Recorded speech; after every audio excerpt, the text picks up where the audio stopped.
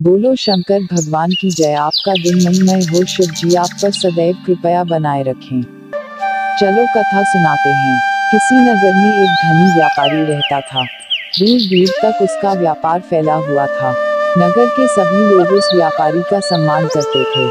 इतना सब कुछ संपन्न होने के बाद भी वह व्यापारी बहुत दुखी था, क्योंकि उसका कोई पुत्र नहीं था, जिस कारण अपनी मृत्यु के पश्चात व्यापार के उत्तराधिकारी की चिंता उसे हमेशा सताती रहती थी।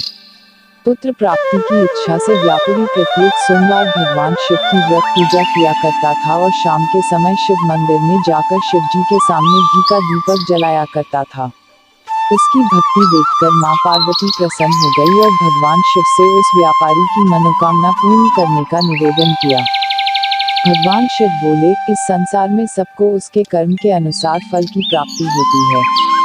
जो प्राणी जैसा कर्म करते हैं उन्हें वैसा ही फल प्राप्त होता है। शिव जी द्वारा समझाने के बावजूद मां पार्वती नहीं मानी और उस व्यापारी की मनोकामना पूर्ति हेतु वे शिव जी से बार बार अनुरोध करती रही।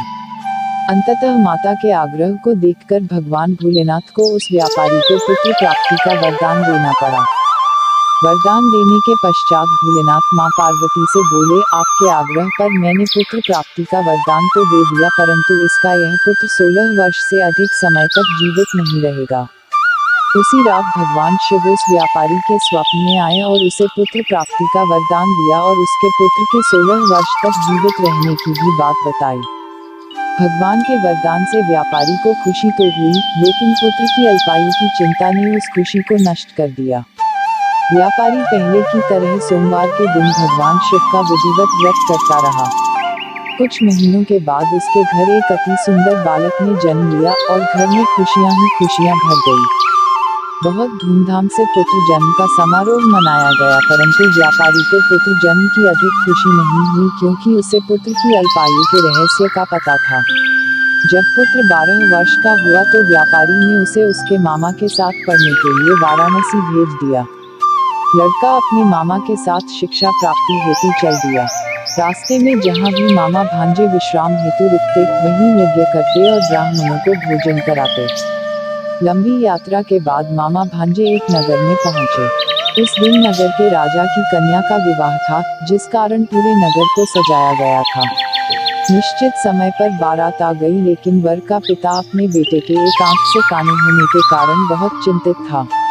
उसे भय था कि इस बात का पता चलने पर कहीं राजा विवाह से इनकार न कर दे, इससे उसकी बदनामी भी होगी। जब वर के पिता ने व्यापारी के पुत्र को देखा तो उसके मस्तिष्क में एक विचार आया।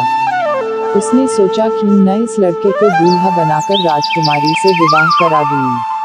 विवाह के बाद उसको धन देकर विदा कर दूंगा और राजकुमारी को अपने नगर ले जाऊंगा। वर के पिता ने लड़के के मामा से इस संबंध में बात की। मामा ने धन मिलने के लालच में वर के पिता की बात स्वीकार कर ली।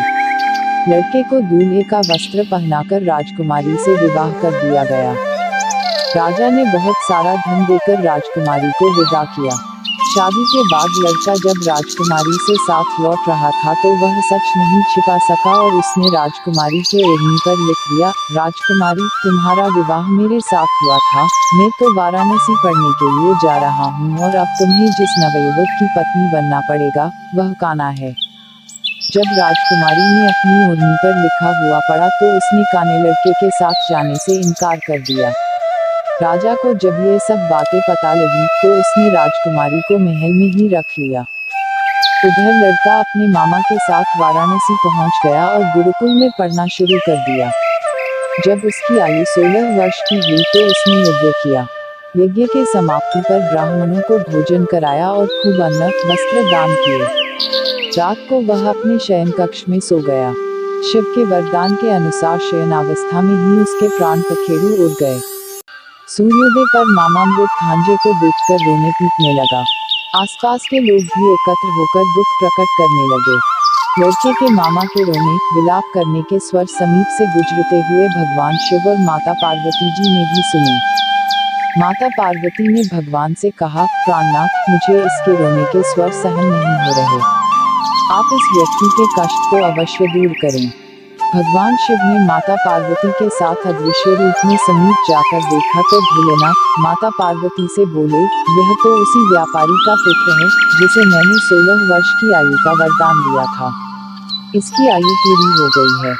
माँ पार्वती ने फिर भगवान शिव से निवेदन कर उस बालक को जीवन देने का आग्रह किया।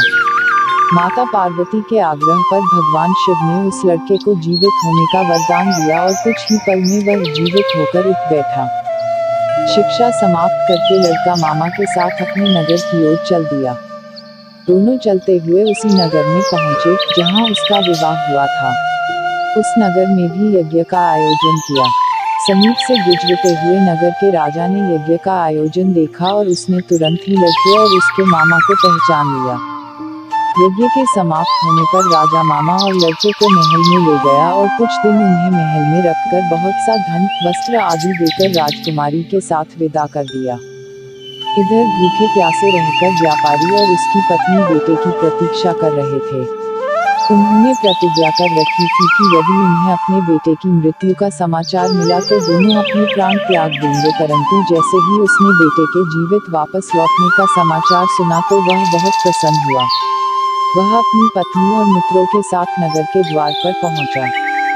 अपने बेटे के विवाह का समाचार सुनकर पुत्रवधू राजकुमारी को देखकर उसकी खुशी का ठिकाना न रहा।